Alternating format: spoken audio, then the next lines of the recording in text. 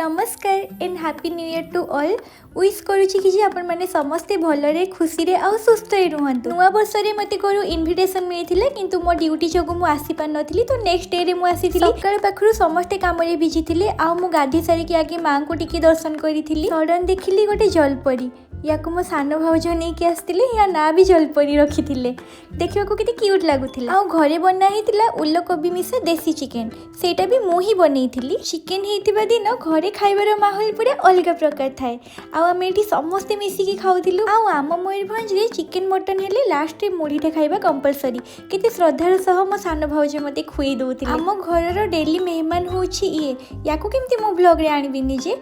मो बो भी लास्ट याकू न्यू ईयर मनईथिला चिकेन भात खुई तापर मो सान भाई डाकिकी कहला कि तो गोटे बढ़िया गिफ्ट बनई कौनटा थिला जानी किंतु बहुत सुंदर देखा जाउथिला।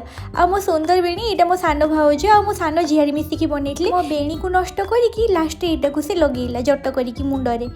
तबे मु भी खुशी होउतली कौनटा थिला के जानी किंतु पछपटे देखला को बहुत सुंदर देखा जाउथिला। तो से कष्ट करिकी मो पई गिफ्ट बनईथिला तो सेही खुशी रे ता स्त्री सह ही मु लास्ट टिके डांस कर देली। नुआ वर्ष रे मुह मिठा करबाटा निहाती जरूरी।